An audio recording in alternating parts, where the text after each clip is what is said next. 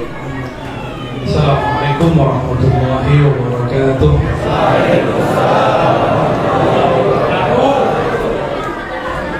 Alhamdulillahilladzi fataha lana fathan mubina. Walhamdulillahilladzi jaa bina bi rasulil mustafa. Walhamdulillahilladzi ja'alana min ummatihi وأبرزنا في آخر الزمان. اللهم صل وسلم وبارك على سيدنا محمد.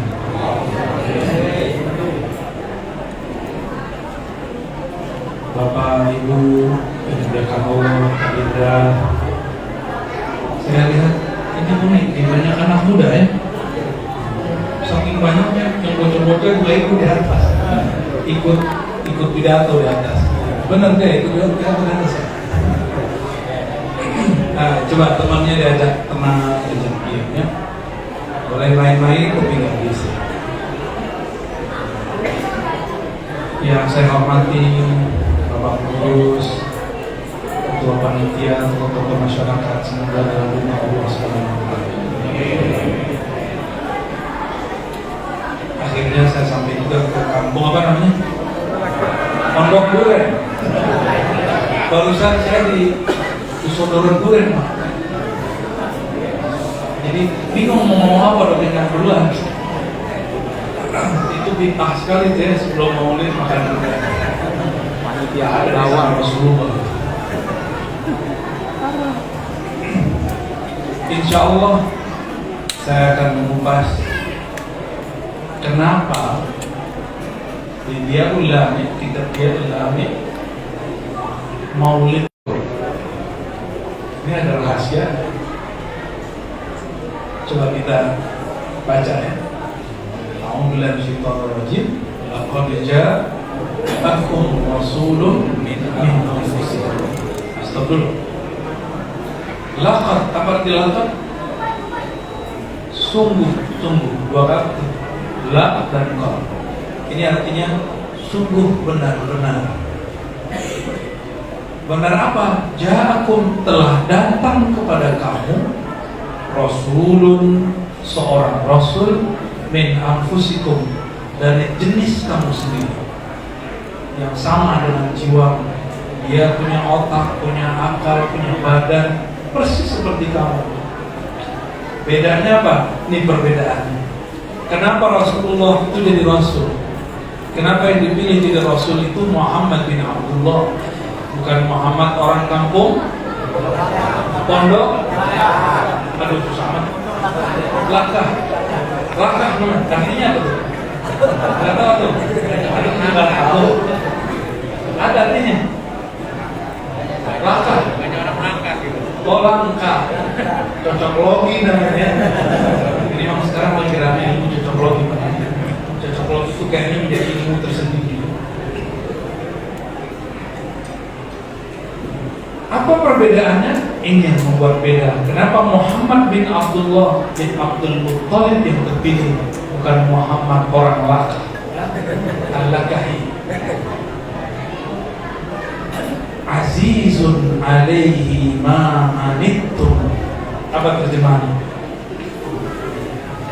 Aziz.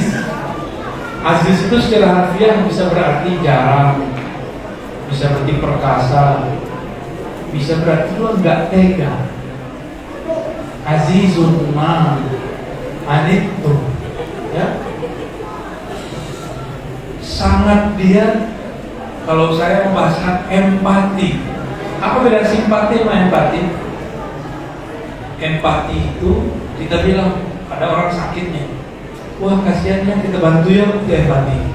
Tapi kalau ada orang sakit, oh sakitnya, semoga sembuh ya, tapi nggak ada tindakan, nggak mau jenguk, tidak ada mau hibur, ngomong doa. Apalagi zaman sekarang, kalau ada yang meninggal, innalillahi raji'unnya di grup WA ramai, tapi yang hadir di tempat orang meninggal sepi. Bener gak Pak? Itu namanya simpati, tapi tidak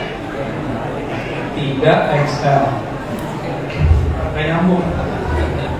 Kita nggak connect nih, kayaknya karena udah malam malam nih. Bener. Jadi kenapa berbeda? Dia yang terpilih karena beliau Rasulullah SAW, Muhammad bin Abdullah bin Abdul Muttalib, dia punya karakter empati.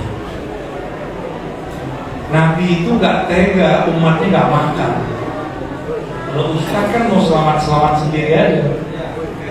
Oh iya, kayaknya dia punya dendam sama seorang Ustaz tuh. Hati-hati yang Ustaz di sini. Wah, pikir tuh. Sekarang itu zaman orang nafsi-nafsi, egois. Makanya ayatnya min anfusikum. Dia itu nafsnya sama dengan nafs kamu. Maka dia tidak mungkin nafsi-nafsi, gak mungkin sendiri-sendiri, gak mungkin menghadapi masalah sendiri-sendiri. Dia tidak akan membiarkan kamu menghadapi masalah sendiri-sendiri. Ini ayat kalau dijelaskan kita malu kepada Rasulullah. Bapak Ibu, semua orang sekarang sibuk bagaimana memasukkan dirinya masuk surga. Benar? Yang penting gua masuk surga, yang lain nggak ada urusan. Ya, lakum dinukum wali, enak aman. Pantas ente nggak jadi nabi, pantas nggak jadi wali. Rasulullah itu tidak tega dan tidak akan menikmati surganya sampai semua umatnya masuk surga. Maka nanti Rasulullah SAW di padang mahsyar itu adalah orang tersibuk mencari umatnya, cari kemana aja dicari. Karena sebelum beliau wafat, beliau membaca ummati, umatku, umatku. Kalau kita kan dengar hadis Nabi, tapi salah paham. Man kana akhiru kalamihi la ilaha illallah ta'ala jannah. Siapa yang akhir hidupnya baca la ilaha illallah masuk surga. Akhir sibuk gimana diri sendiri bisa baca la ilaha illallah. Padahal maksudnya siapkan dirimu dan keluargamu sekitar kamu supaya mereka, kita semua siap kalau meninggal baca la ilaha illallah. Maka ilmu la ilaha illallah gak boleh disembunyikan. Itulah sebabnya kenapa saya mulai mengembangkan, membuka rahasia-rahasia zikir, rahasia-rahasia makrifat, supaya ilmu makrifat mengenal Allah itu tidak hanya konsumsi ustaz, tapi juga dikonsumsi, dinikmati oleh umat. Ustaz sholawat dan ketemu Nabi, ajarin ke umat supaya umat juga merasakan kehadiran Nabi Sallallahu Alaihi Wasallam. Jadi nanti Nabi itu, Bapak Ibu, Dinda sekalian, ini coba lihat Nabi kita nih. Beliau bangkit pertama kali ditanya, umatku mana? Beliau nggak nanya, saya masuk surga nomor berapa? Enggak. Surga saya mana? Enggak. Gak ada begitu. Beliau memikirkan umatnya. Maka beliau kemudian mencari umatnya di saat yang sama umat manusia sedang mencari pertolongan. Dalam hadis yang sangat tawil dan panjang sekali, dalam hadis Bukhari dan Muslim, dikisahkan ketika Nabi SAW bangkit dan semua nabi-nabi bangkit, lalu umat dibangkitkan. Mereka bermusyawarah. Ini umat ini musyawarahnya. Apa musyawarah? Jadi nanti kita masuk ke musyawarah, Pak.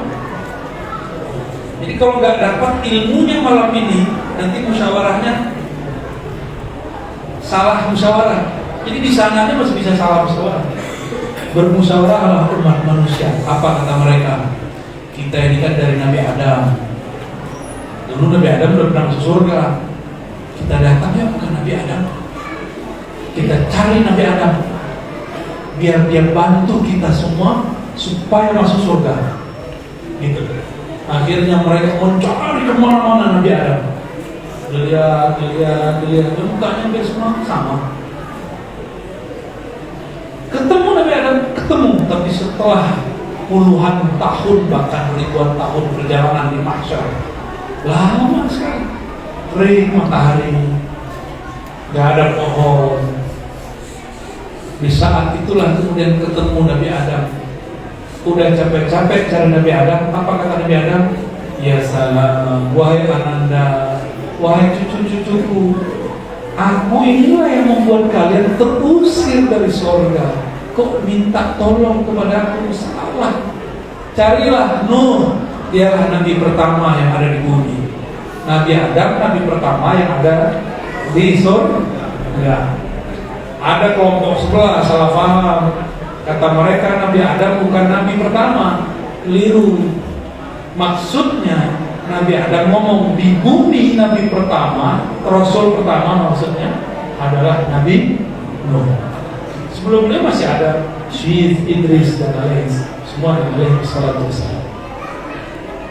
Maka datanglah umat manusia cari Nabi Nuh. Nabi Nuh ini, semua kita ini keturunan Nabi Nuh. Ini nggak ada yang keturunan keran, ini nggak ada Pak. Nggak ada. Semua kita keturunan Nabi Nuh. Coba lihat samping kiri kanannya, beda nggak hidungnya? Nah, ayo, coba lihat sampingnya. Jangan lihat hidung saya, hidung sampingnya. Beda ya.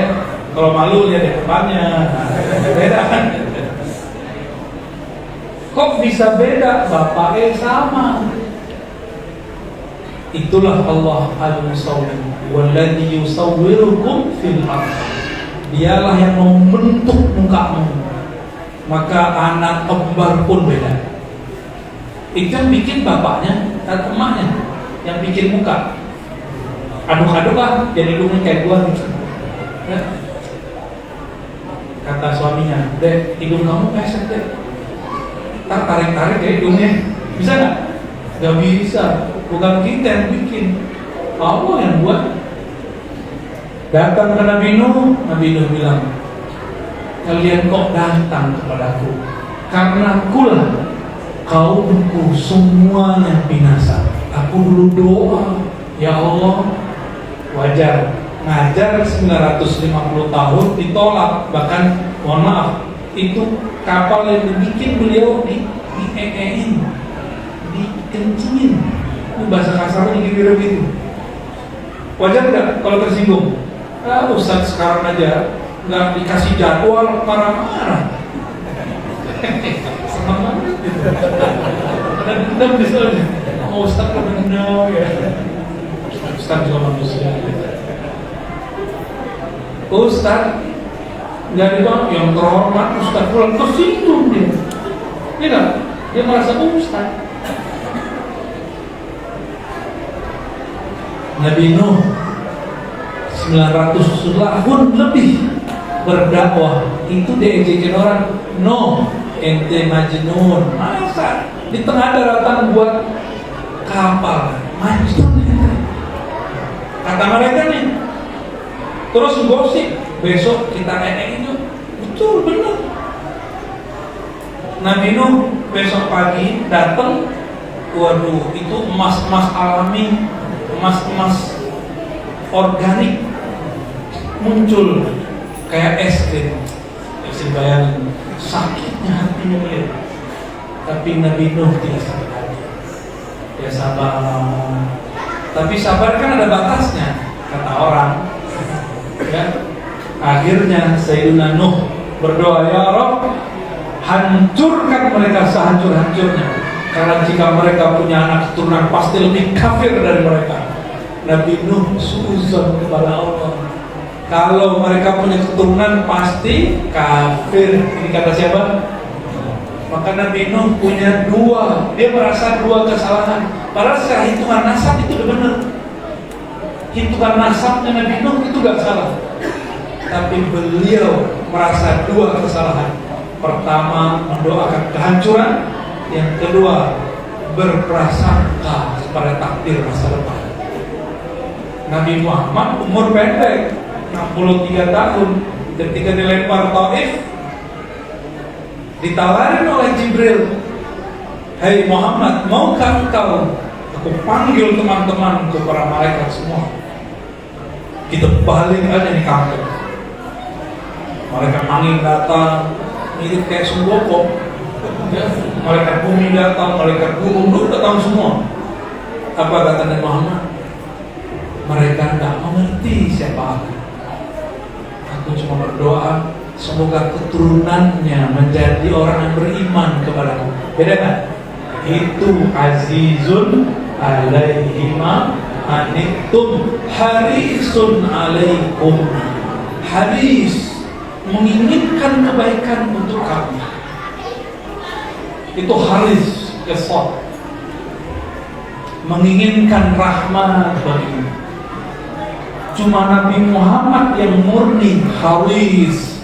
Maka haris itu ada haris pakai sin, itu penjaga.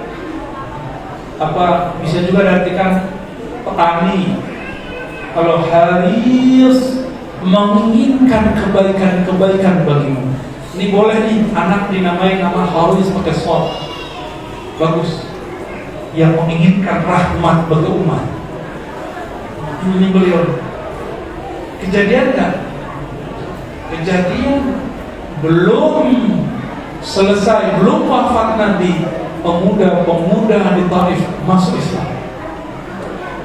Bahkan Sayyidina Abdullah bin Abbas menjadi kiai di Taif. Maka Taif ini boleh disebut kota Ibnu Abbas. Kota siapa?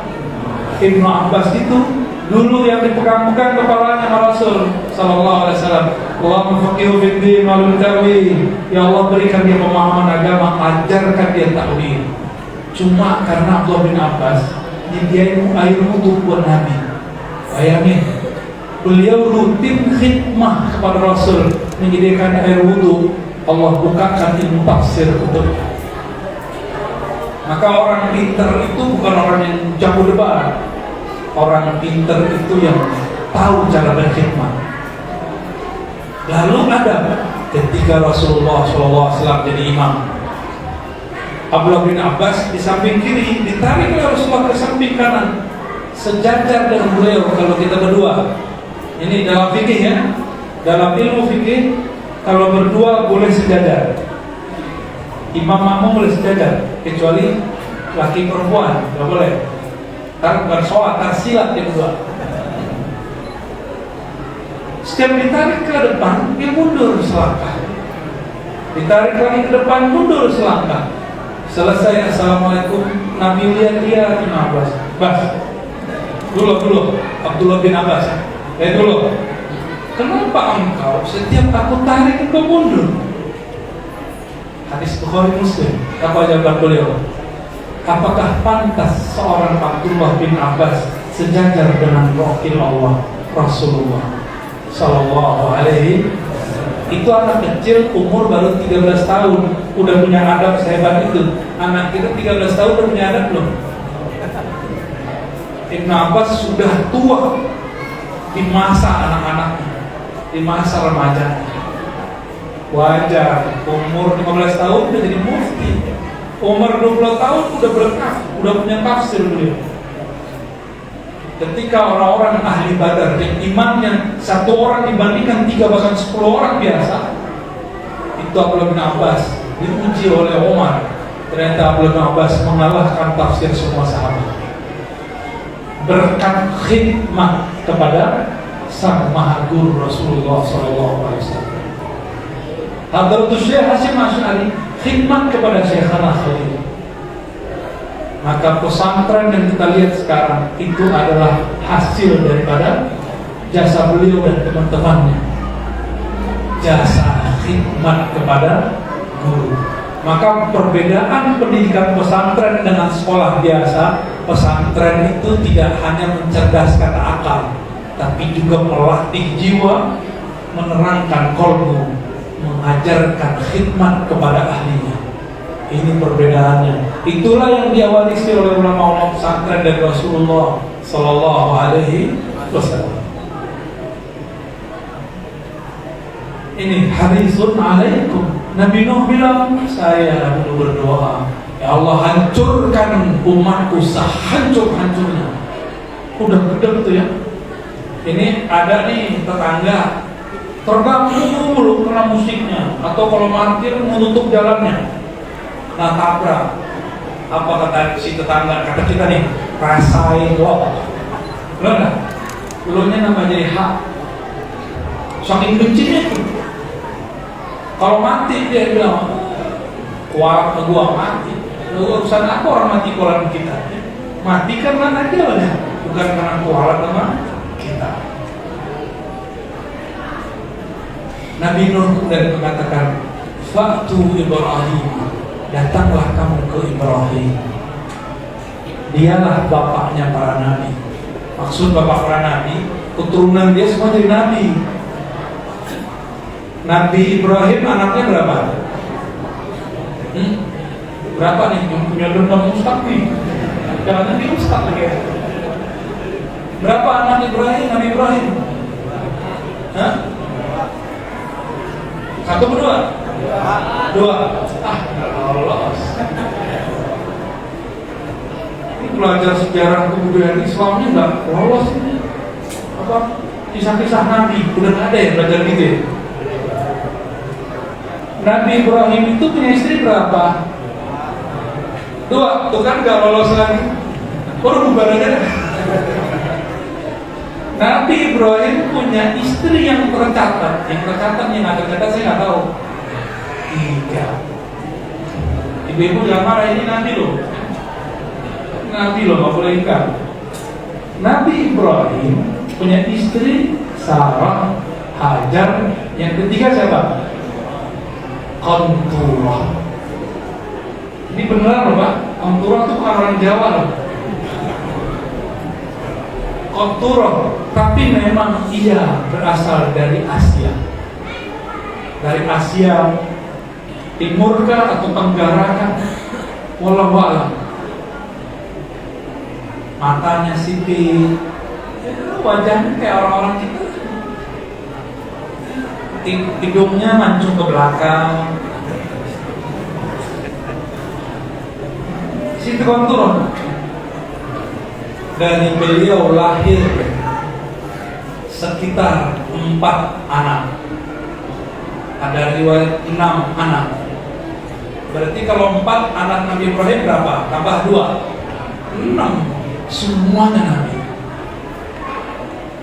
Namun yang tertulis di Quran cuma Ishak dan Nabi Ismail. Kalau di kitab Tarikh Tabari, ada juga Tafsir Tabari. Udah baca belum? Ya, itu kitab dicetak luas Pak. Dan udah terjemahannya. Udah baca belum terjemahannya? Tuh kan pengennya dengar instan dari ustaz. Wajar aneh jadi ustaz, antum gak jadi ustaz. Situ mau baca, kita mau baca. Ya. Itu jadi nabi semua. Quran mengatakan kami jadikan keturunannya semuanya nabi. Semuanya nabi. Siti Konturah. Dan kita orang-orang Asia ini kebanyakan keturunan beliau. Cuma karena tidak tertulis nasabnya, jangan ngomong saya keturunan Ibrahim.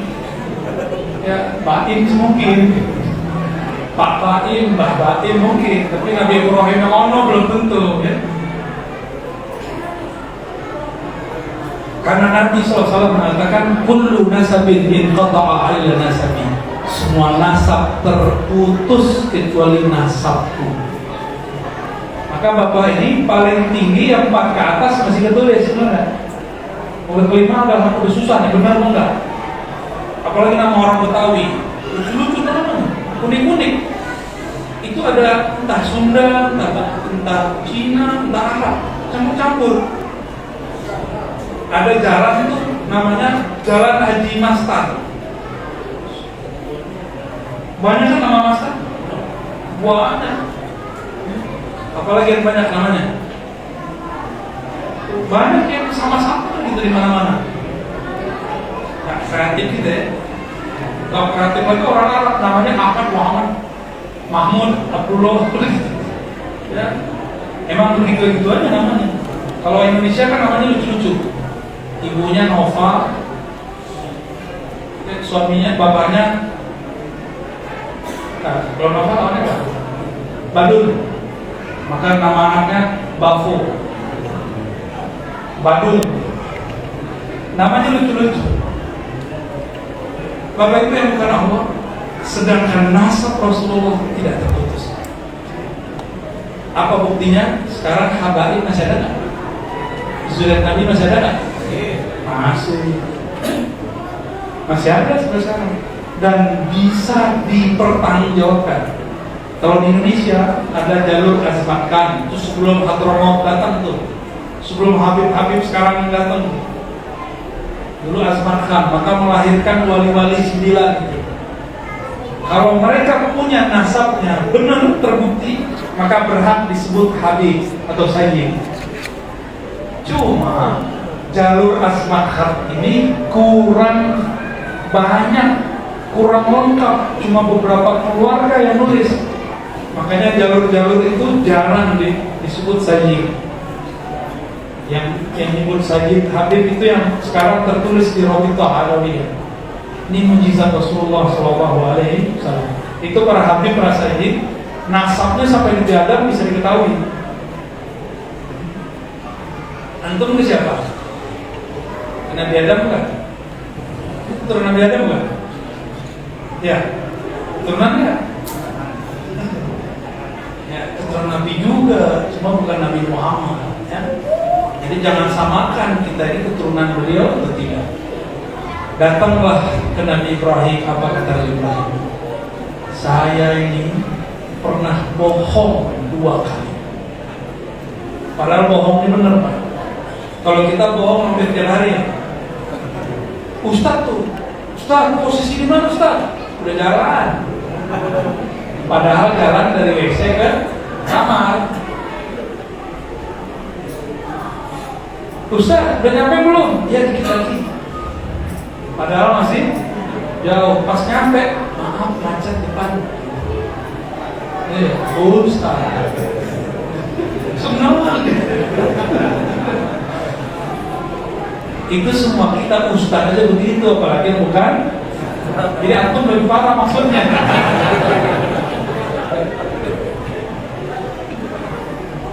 Nabi Ibrahim, karena beliau seorang nabi, bohong yang seperti itu dianggap kebohongan, dianggap salah adab. Bayangkan beliau ini benar loh. Semua pemuda, semua orang pergi ke Raja Namrud, pergi berburu.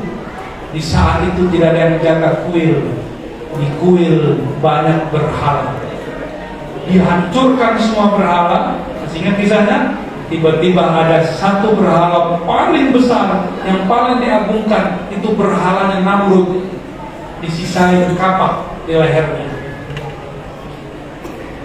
Ketika Namrud pulang, Namrud ini punya intel, dikirimlah intel kemana-mana, memerujutlah orang yang tersangka adalah Abraham alias Nabi Ibrahim. Lalu Nabi Ibrahim disidang. Nabi Ibrahim bilangnya apa? Lo bukan saya, itu tuh yang paling gede. Fa'alahum kabiruhum hadza. Kita lihatnya, yang ngancurin Tuhan kalian itu yang paling gede, itu kan kapaknya di situ. Maksud Nabi Ibrahim benar, supaya nanti mereka mengatakan kalimat setelah ini. Benar tebakan Nabi Ibrahim, mereka mengatakan satu kalimat penting. Ketika Nabi Ibrahim mengatakan, yang menghancurkan Tuhan-Tuhanmu, tuh yang paling gede. Pembesar-pembesar, pendeta-pendeta ngomong, termasuk Namrud.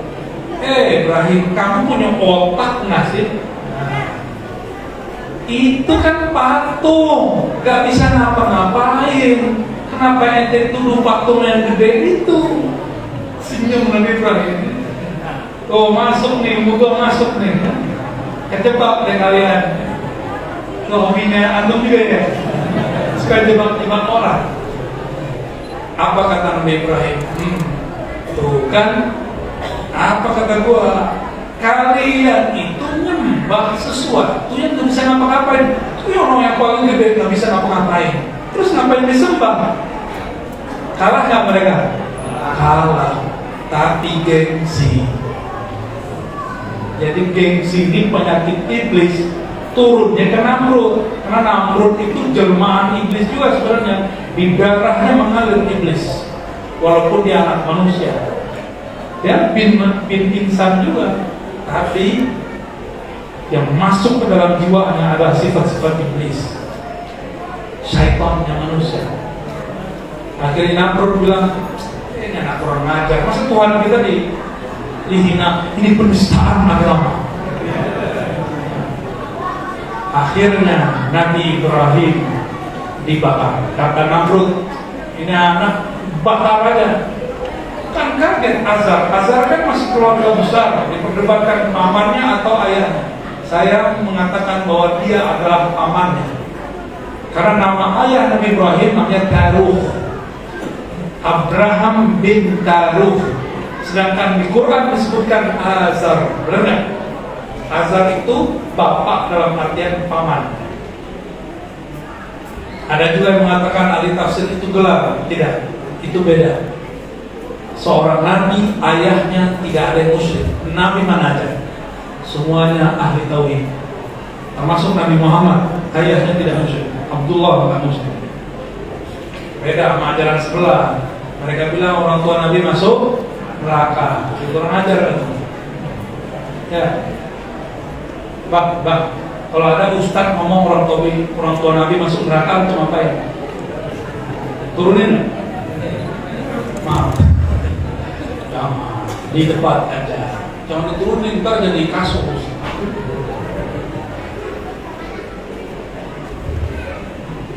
Lalu Nabi Ibrahim dibakar.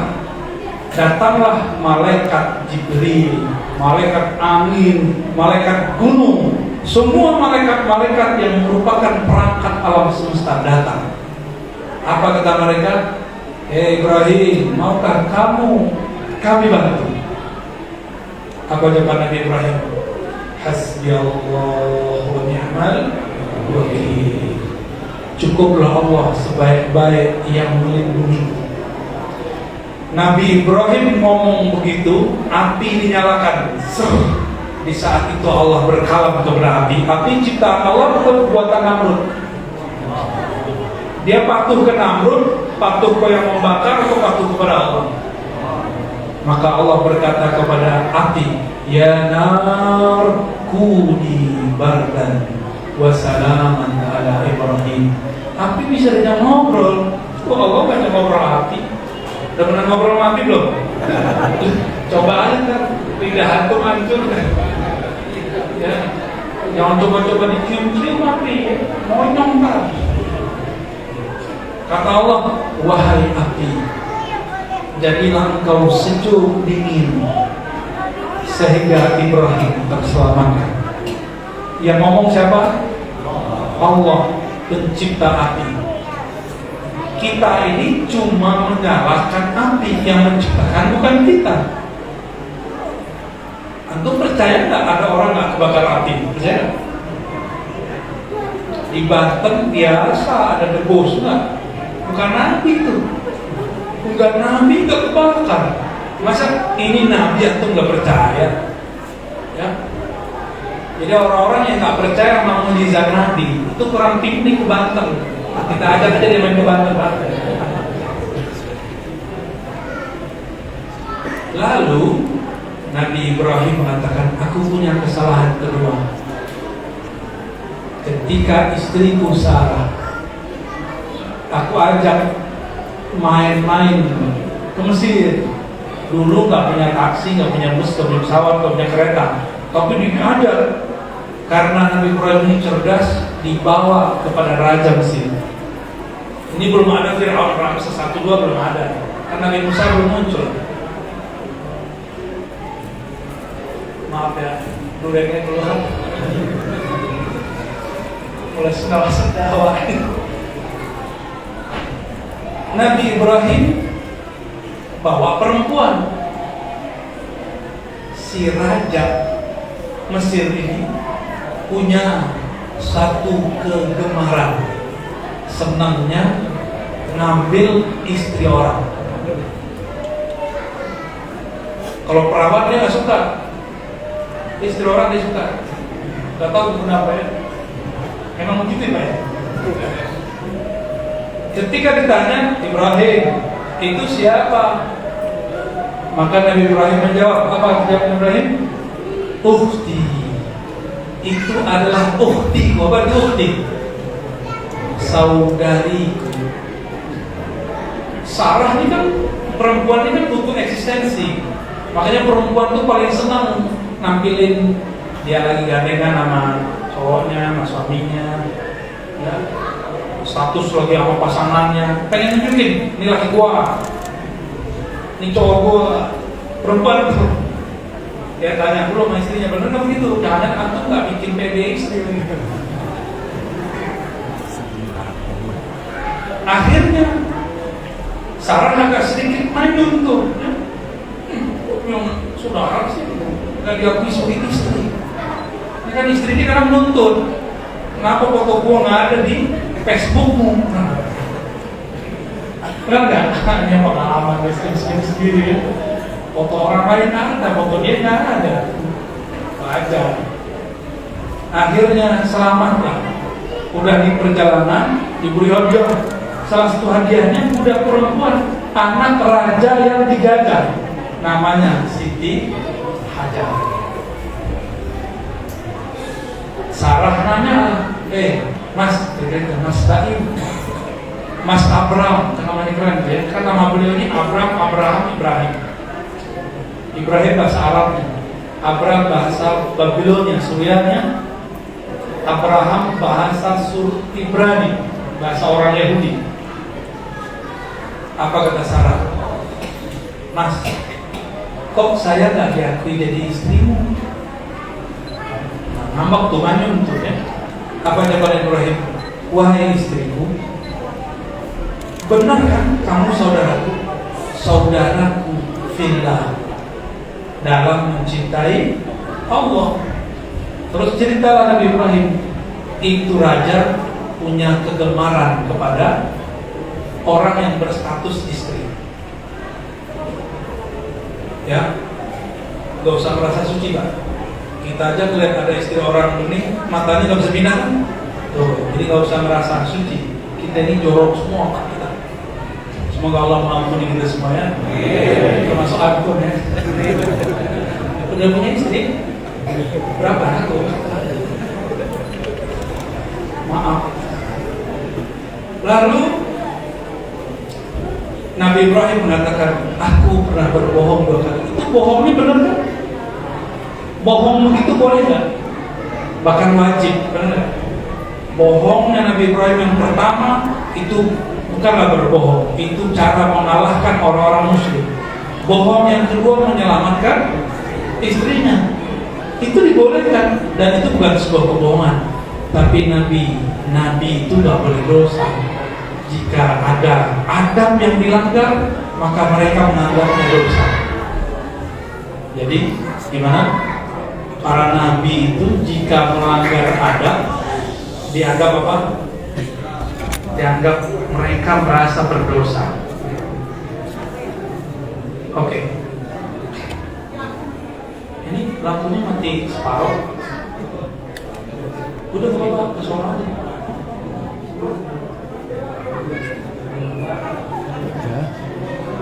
Terus apa? Lanjut. Atau semua lanjut sama. Lalu Nabi Ibrahim mengatakan, Faktu Musa, datangilah Nabi Musa. Maka datanglah semuanya ke Nabi Musa. Alhamdulillah. Itu baru di dunia mati lampu takut, ya kan? Gimana Pak kami alam barzakh nggak ada lampu? Berarti ya, lewat kuburan nggak ada lampu aja takut, padahal itu orang mati. Kita itu takut kalau preman berdiri di situ mau golok. Antum waras nggak? Lewat ke kuburan takut, waras nggak? Kalau ada penyamun di situ bawa golok, baru kita takut, bener nggak? Cuma dasar memang kita ini halu, jadi takutnya main begitu. Kembali ke Nabi Musa. Nabi Musa mengatakan, ngapain kalian datang kepadaku? Aku dulu pernah membunuh orang dengan pukulanku ini dan tidak dikisos. Beliau, kalau ada orang yang membunuh itu mengkisos. Tahu kisos? Membunuh hukumnya dibunuh. Tapi beliau tidak dibunuh. Maka beliau mengatakan, aku malu. Datanglah ke Muhammad. Maka datanglah semuanya ke Nabi Muhammad SAW. Ini pertanyaannya. Itu umat manusia belum pernah ketemu Nabi Adam, tapi disuruh datang ke Nabi Adam. Gimana caranya? Itu umat belum pernah ketemu Nabi Nuh, Nabi Ibrahim, Nabi Musa. Di satu riwayat dikabarkan Nabi Isa, tapi itu riwayatnya kurang tepat. Yang benar langsung ke Nabi Muhammad Sallallahu Alaihi Wasallam. Itu gimana cara kenalnya? Antum udah mimpi ketemu Nabi belum? Terus gimana mau cari Nabi Muhammad Sallallahu Alaihi Wasallam? Gimana caranya? Bisa nggak? Nggak ada GPS, loh. Di sana nggak ada GPS. Di Padang Mahsyar nggak ada GPS, nggak ada KTP. Gimana mau cari Nabi Muhammad? Nggak ada foto. Sampai sekarang ada nggak foto Nabi Muhammad? Nggak ada. Ada orang melukis tapi kurang pas. Itu kan sirah Nabi, itu namanya Samahir. Bentuk hidungnya itu ada yang coba gambar, tapi tetap kurang pas.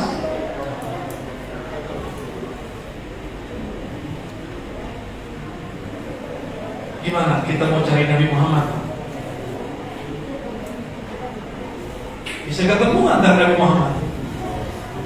Enggak, antum nggak akan ketemu Nabi Muhammad kalau nggak kenal dia semenjak sekarang. Itulah alasannya kenapa kita mengingat-ingat mempelajari sosok Nabi Muhammad. Itulah alasannya kenapa buat mau baca dia ulame, baca Barzanji, baca Sirah Nabawi, supaya kenal Nabi Muhammad kalau nanti Padang Mahsyar. Maka dikisahkanlah Nabi Muhammad itu begini, Nabi Muhammad itu nanti begini. Nanti aku bayangkan Nabi Muhammad berbeda lagi dari yang sebenarnya. Ya? Nabi Muhammad ternyata, ini kabar gembira, kalau umat Muhammad enaknya dicari oleh Nabi Muhammad Sallallahu Alaihi Wasallam. Bertanya sahabat-sahabat antusias, karena mereka sudah merasa diperjalankan ke masa depan. Rasa-rasanya ketika Nabi cerita, apa kata seorang sahabat, wahai Rasulullah, bagaimana cara engkau mengenal kami nanti di Padang Mahsyar? Gimana caranya?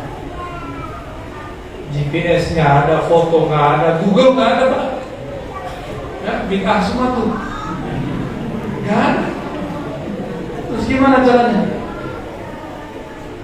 Ada dua caranya, dari kita dan dari Nabi Muhammad.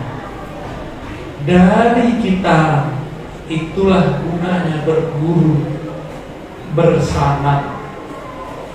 Nanti gurunya nyari murid gua mana, dicari semuanya. Maka nanti akan terlihat ada orang berkelompok-kelompok. Itu satu. Ini murid dari murid terus sampai ke gurunya di depan. Gurunya depan siapa? Sahabat Rasulullah SAW.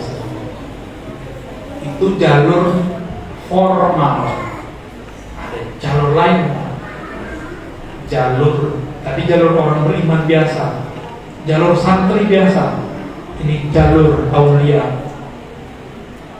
Karena wali-wali Allah itu mereka merasakan pertemuan dengan Nabi secara rohani. Setiap ada zikir, setiap kali ada sholawatan, maka jangan heran guru-guru besar kita yang wali-wali Allah selalu mengatakan Nabi hadir. Itu tidak berlebihan, karena Nabi itu rohani, maka yang merasakan kehadiran dia rohani. Kita mengira hadir pakai ada video kurang ajar, ngejek Al Habib Umar. Habib Umar tuh nggak pernah ngejek kelompok itu, nggak pernah. Habib Umar sehalus itu, seindah itu akhlaknya, tidak pernah merendahkan siapa saja, masih saja diejek, dihina mereka. Apa kata mereka? Ini Habib apa nih? Dongeng, khurafat. Kapan Nabi Muhammad hadir? Jadi itu video dikumpulin sama dia. Gak ada tuh Muhammad hadir. Ya salah. Nabi Muhammad itu secara fisik sudah wafat. Maka yang hadir siapa? Ruhnya, nurnya. Ente punya ruhnya. Kalau nggak punya ruh, tidak akan dapat merasakannya. Atau punya ruh tapi tertutup. Berarti, tadi lampu mati, bisa ngeliat orang nggak? Kalau hatimu mati, tidak ada nur di dalamnya, engkau tidak akan bisa melihat kehadirannya. Tidak akan bisa. Maka Nabi berbicara, nawwiru buyutakum bis-sholati wa tilawatil Quran. Hidupkan lampu di rumahmu dengan sholat dan baca Quran. Quran, kata Sayyidatuna Aisyah, apa akhlak Nabi Muhammad? Jawabannya apa? Quran. Jadi baca Quran itu baca Nabi Muhammad, Pak. Baca Quran itu baca Muhammad Sallallahu Alaihi Wasallam. Tapi kalau orang baca Quran tidak sampai pemahamannya kepada Nabi Muhammad, dia jadikan Quran sebagai hujjah egonya. Dia jadikan Quran untuk nyala-nyalain orang. Dijadikan Quran untuk membunuh orang. Dan kita tidak sedikit mendengar beberapa tahun lalu orang-orang yang membunuh orang lain pakai Quran. Benar, terjadi. Kita masih beruntung ini, Pak. Buat maulid nggak dibom, nggak tahu tahun-tahun berikut. Ya, semoga aman-aman aja. Di India, di Pakistan, di daerah Yaman sebagian, kalau ada bikin maulid dibom. Indonesia nikmat sekali. Maulid hampir tiap malam. Ya. Hampir tiap malam maulid. Kalau udah mau deket-deket Isra Mi'raj, haji luar biasa. Begitu cintanya umat kepada Rasulullah SAW. Indonesia, alhamdulillah Allah takdirkan, Allah jadikan negara rakyatnya, bangsanya paling doyan cerita Nabi. Karena mereka semua menginginkan bersama Nabi Muhammad SAW. Jangan ngomong, Nabi kan gak pernah maulid. Ya Nabi kan dia gak pernah maulid. Sahabat kan gak pernah maulid. Sahabat itu setiap nafas dan ingat Nabi. Jadi ingat Nabi cuma mau sholat doang sama celana jingkrang. Ya, akhlak nggak tiru. Gila celana, Nabi gak pakai celana. Ini celana Nabi nih, mana ada Nabi pakai celana? Nabi itu pakai sarung kayak gini nih, ya, sarung. Wah ini beda. Sarung. Nabi pakai sarung, pakai beda ini. Kalau ngikut sunnah Nabi sekalian mulai dari ujung rambut sampai ujung kaki. Nabi pakai serban kemana-mana. Celana gunung kok bilang celana sunnah? Dari mana itu? Celana sunnah gak ada, yang ada sarung sunnah. Antum buka semua Sahih Bukhari Muslim, gak ada ceritanya Nabi itu pakai celana. Apalagi celana bantolun. Gak ada itu. Celana dalam orang Arab itu kan celana putih yang panjang itu. Kita itu celana sunnah. Kita harus baik-baik ngomongnya. Kita kasih tahu Nabi ma'ayal basarawi innama labisa al-izar. Nabi hanya memakai sarung, tidak pernah pakai celana.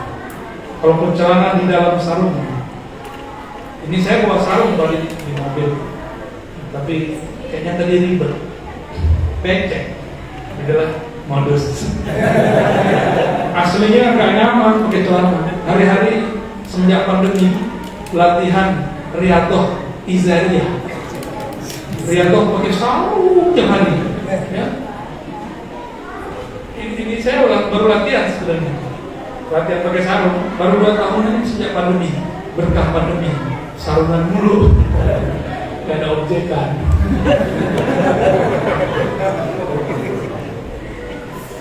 Allah bisa. Nabi Muhammad SAW bisa dikenali oleh para kekasih-kekasih. Karena Nabi mengatakan, saya akan melihatku dalam mimpi, akan melihatku dalam keadaan jaga. Hanya wali-wali Allah ini ketemu Nabi lagi jaga dengan ruh. Mereka merasakan fisik, tapi kita tidak bertemu, kita tidak melihat. Paham?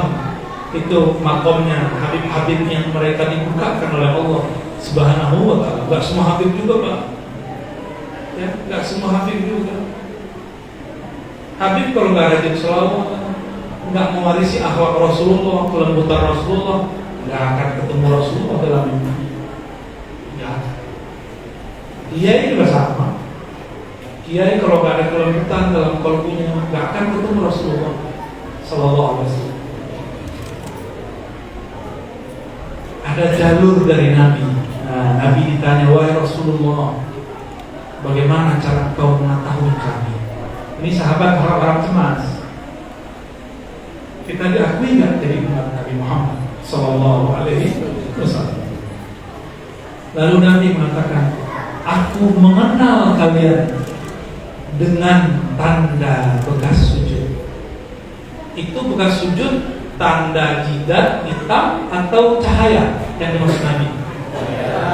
Tapi boleh loh Pak, jidat hitam jangan minder ya. Jidat hitam jangan tersinggung, tersunting aja.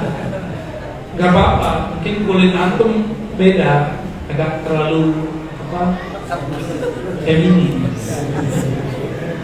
Jadi kekosong dikit hitam gitu. Tapi bukan itu.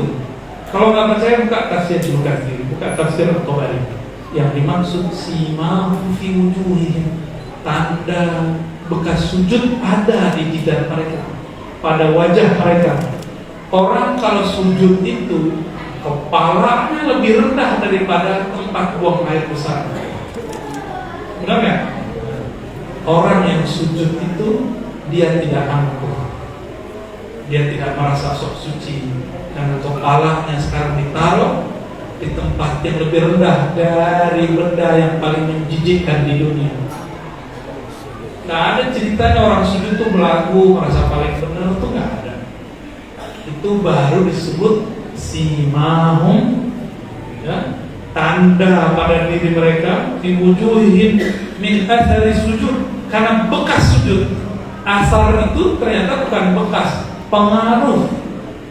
Ada pengaruh sujud yang membekas pada akhlak mereka.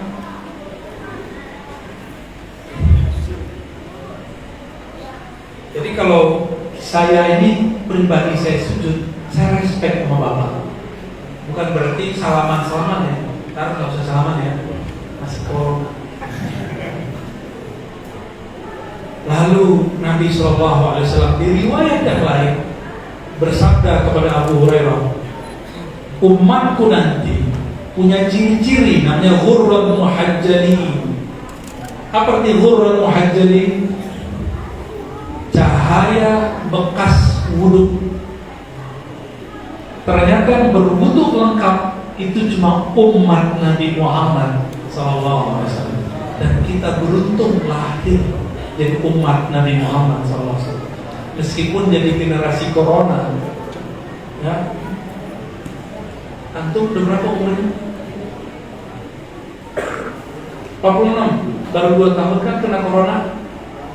Berarti 44 tahun no corona, benar gak? Berarti kita menikmati hidup sudah 44 tahun tanpa virus. Jangan lupakan nikmat Allah itu cuma dengan 2 tahun. Apalagi bapak ini kayaknya udah berapa? 60 Pak? Hampir kurang 1 tahun. Kalau Arabiahnya udah Pak, Hijriahnya udah ya. Selamat Pak ya, hadiah dari Allah besar. Baru 2 tahun kena corona. Alhamdulillah jadi generasi corona. Corona al-Muhammadi, corona umat Nabi Muhammad. Di zaman dahulu nggak ada corona, sekarang ada corona. Tapi jadi umat Nabi Muhammad terima mana? Dulu nggak ada corona. Dulu sebelum Nabi Muhammad. Sekarang ada corona, tapi umat Nabi Muhammad pilih mana? Umat smartphone. umat Google. Ya, dulu nggak ada, tapi fasilitasnya juga tidak ada. Kita ini beruntung ada semua fasilitas yang para nabi pasti iri dengan fasilitas yang kita punya. Para nabi itu mesti menunjukkan mukjizat dulu baru bisa pindah cepat kemana-mana. Kalau kita tinggal pencet-pencet aplikasi, besok ada tiketnya, tinggal berangkat, benar nggak? Yang dulu perjalanannya sebulan cukup 2-3 jam, ngapain? Makanya saya sering membahasakan para nabi terdahulu berdoa ingin menjadi umat Nabi Muhammad. Kok umat Muhammad nyesel jadi umat Nabi Muhammad? Kan lucu, ya, nggak tahu diri sebenarnya. Nabi Muhammad mengatakan, aku mengenal kalian lewat tanda-tanda wudu. Maka wudunya dibenerin, bukan dilamain. Beda lah ya. Dibenerin wudunya, bukan dilama-lamakan. Wudu yang benar bukanlah yang boros air. Wudu yang benar itu menyampaikan, mengusapkan air ke seluruh anggota wudu, bukan buyur kepala, bukan. Ini katanya biar cahaya banyak buyur aja. Nggak begitu. Orang begitu nggak kelihatan ada cahayanya. Tak. Nabi mengatakan ittasil walaupun fi nahrin jar. Hendaklah kamu hemat air meskipun di sungai, meskipun ada keran gitu. Orang Indonesia tinggal di Eropa, di Prancis, di Melbourne, di Sydney. Pas Jumatan itu buka keran itu muncul Pak, habis air di situ. Padahal di sana air itu mahal. Nah, saya berharap mulai malam ini kalau butuh kerannya kecilin. Mau? Mau ikut sunnah Nabi nggak? Mau dikenal Rasulullah nggak nanti? Kalau butuh airnya kecilin ya, jangan gede-gede. Bapak, ibu, saudara mungkin paling butuh gua doang. Paling gua doang.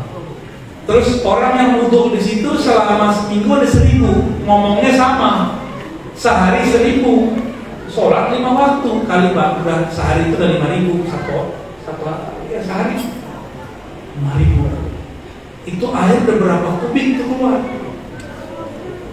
Mikir nggak di situ? Sama kayak orang buang sampah di jalan, dia mikir paling gua doang, ustadz loh barang, ustadz lagi. Buang di jalan. Kalau tempat yang ini nggak masalah lah, atau di organik yang hancur sendiri. Ini sampah plastik. Kalau pisang boleh kan buang ke rumput, kan dia hancur sendiri. Atau permen, nanti dia hancur sendiri. Kalau semua orang mikir kayak dia, itu yang lewat tuh ribuan tiap hari. Apa itu doang? Udah 1000 Pak sampahnya. Mikir nggak tuh? Indonesia, Jakarta, ini kalau musim hujan banjir. Tangerang banjir nggak? Banjir di sini, banjir duit. Giliran hujan nggak turun, air habisnya. Habis karena caranya begitu. Cobain nih. Orang yang tinggal di RT berapa Pak? Nah, jamaah musola apa namanya? Nurul Yakin, mulai berhemat wudhu. Coba rasakan nanti. Antum punya sumur di sekitar sini, di musim paceklik air tetap ada. Coba aja rasakan. Ya. Baik di rumah atau di mana pun. Wah, itu alarm cepat selesai. Oke, kita selesaikan ayatnya. Namun ayatnya nggak boleh. Bil mu'minina raufur rahim.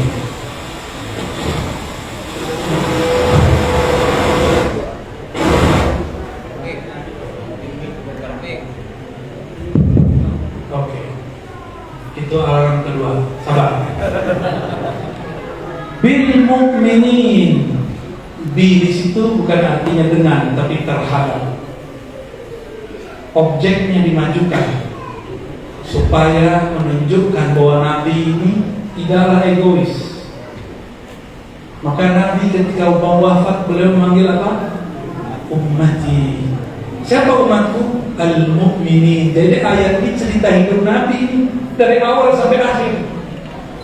Bil mu'minin, terhadap orang beriman, ia benar-benar, gitu terjemahannya. Nabinya itu.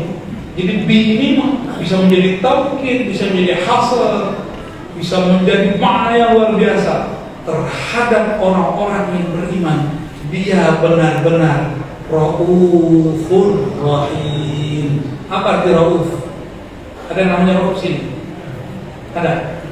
Tetangga namanya Rauf ada? Gak datang orangnya. Waduh, kita lagi gosipin dia. Rauf artinya penyayang. Rahim lebih penyayang lagi.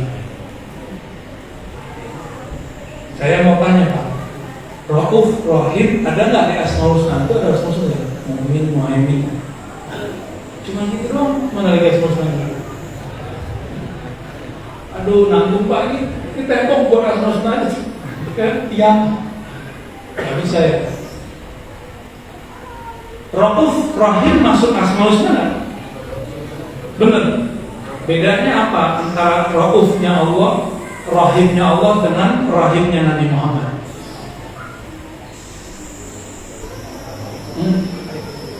Saya mau tanya nih, ini surat apa yang kita baca nih?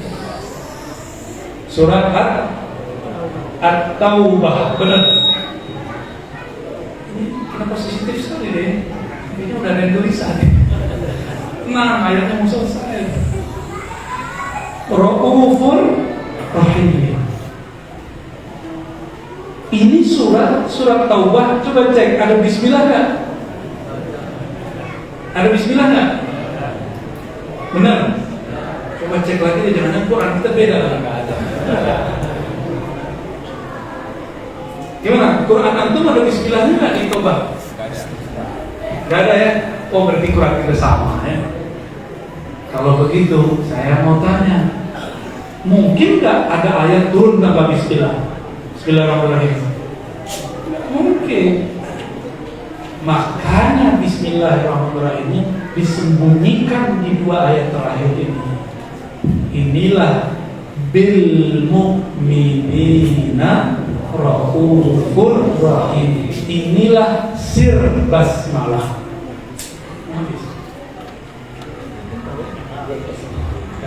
Tes. Kira-kira udah selesai cepat. Emang benar. Bil mu'minina raufur rahim. Ternyata Rasulullah disebut namanya dengan nama Al-Asmaul Husna. Terus gimana? Kata orang sebelah, gak boleh ngasih nama orang dengan nama Allah. Padahal Nabi Muhammad namanya disebut dengan nama Allah. Maka perbedaannya di mana? Coba cak. Bismillahirrahmanirrahim. Bedanya apa? Bismillahirrahmanirrahim. Bil mu'minina raufur rahim. Rahimnya bedanya apa?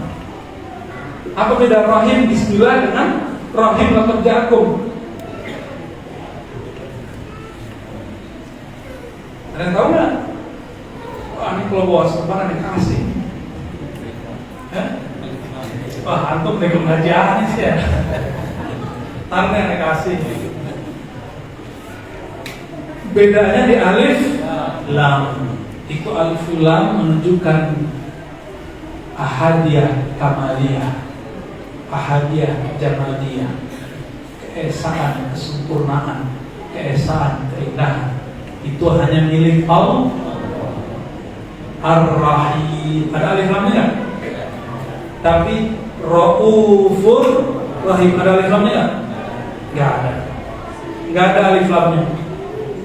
Inilah perbedaan antara Allah Ar-Rahim dengan Sayyidina Muhammad rahim.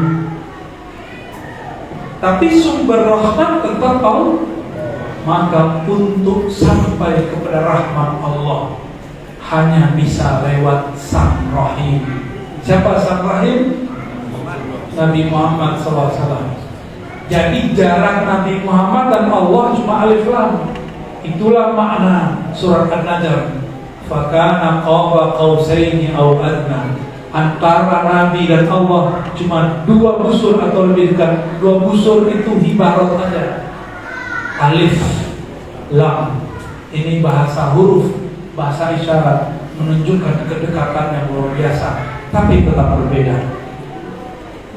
Oleh karena itu, jika ingin merasakan hadirnya Allah dalam kehidupan kita, seraplah rahimnya Rasulullah, tirulah rahmatnya Rasulullah, maka kita akan sampai kepada Ar-Rahim. Jadi jalur pintas dekat kepada Allah, dekati Sang Rahim. Sebentar lagi kamu akan ketemu Ar-Rahim. Inilah makna in kuntum tuhibbunallah fattabi'uni. Jika kamu cinta Allah, ikuti aku. Allah Ar-Rahim. Jika kamu cintai, ikutilah aku, Sang Rahim, tanpa alif lam. Ya, berarti ikuti akhlaknya. Maka kalau orang sudah ikut maulid, harus lebih jadi penyayang. Siap jadi penyayang? Siap. Kalau sudah ikut maulid, tambah menghargai tetangga. Kalau sudah buat maulid, tidak pendendam. Siap gak? Gak jadi pendendam? Nah, kalau masih pendendam, maka dia tidaklah pengikut Rahim. Kalau Sang Rahim disakiti, dilempari oleh kelompok Taif, dia balas ya? Maka kalau ada orang bully kita di sosial media, gak usah dibalas. Ya, gak usah dibalas. Paham? Ya, antum paling cuma berapa orang yang bully di media, mana setiap hari. Biasa aja, kita nggak tersinggung, nggak tersubing, cuma kita berkaca aja. Ya Allah, kalau aku salah, tolong tunjuki. Karena saya ingat pesan Imam Ghazali, kalau kamu tidak ketemu gurumu, carilah teman yang jujur. Jika susah menjadi teman yang jujur, maka ambillah pelajaran dari kritik-kritik musuhmu. Maka saya pun berguru Pak lewat orang yang kritik. Tapi lihat dulu cara kritik dia. Kita lihat bahan kritikannya apa. Yang kritiknya orang alim, orang jahil, orang yang di panggung, atau orang yang benar-benar tulus mengkritik. Kita ambil pelajaran. Jadi bapak ini kalau nggak ketemu guru, cari musuh. Musuh dia ngomong apa tentang dia, tentang kita. Berarti jangan-jangan itu aib kita. Jangan-jangan. Nah, ya. Dengan ini Bapak Ibu Saudara Allah, kita baru saja menjelaskan makna ayat la turja'u. Mari kita baca sama-sama, semoga dapat keberkahannya. Ya. Bismillahirrahmanirrahim. Laqad ja'akum rasulun min anfusikum azizun 'alaihi ma 'anittum harisun 'alaikum bil mu'minina raufur rahim. Kalau lagi baca ini ada asrar di ujungnya, ini penghujung kajian kita, bacalah sallallahu alaihi wasallam. Baru dengar ya ini. Jadi kalau selesai baca raufur rahim, baca apa? Sallallahu alaihi wasallam. Kenapa? Karena rauf rahim itu adalah Rasulullah SAW. Nabi mengatakan al-bakhil, orang bakhil, namaku disebut, dia tidak bersalah. Jadi mulai malam ini tolong ingat-ingat setiap baca kerjaanku tutupnya sallallahu alaihi wasallam. Atau lanjutkan baca Allah malaikatahu yusholluna ala nabi, lalu banyak-banyak selawat. Itu sama insya Allah. Oleh karena itu di belakang setelah surah At-Taubah ini, sang pengarang penggubah syair dia menggenapkan dengan innallaha wa malaikatahu. Mungkin dari tempat saya nanti akan menjelaskan tentang rahasia innallaha wa malaikatahu yusholluna 'alan nabi. Insyaallah di lain waktu di tempat yang berbeda silakan diikuti. Semoga Allah menerima kita sebagai umat Nabi Muhammad. Semoga Allah memberikan tanda cahaya di wajah kita, cahaya senyum. Semoga Allah memberikan cahaya bekas wudu di badan ini, di tubuh ini. Semoga Allah menurunkan sifat rahmahnya dalam diri kita, sehingga kita dapat meniru rahimnya Rasulullah, lalu diterima di sisi Allah yang Maha Rahim. Ala hazini wa likulli niyatin salihah. Al-Fatihah.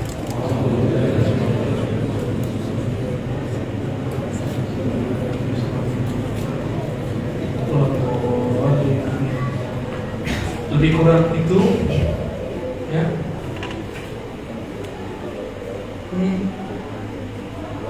Oke, waduh ini fitnah. Ini udah foto dari mana?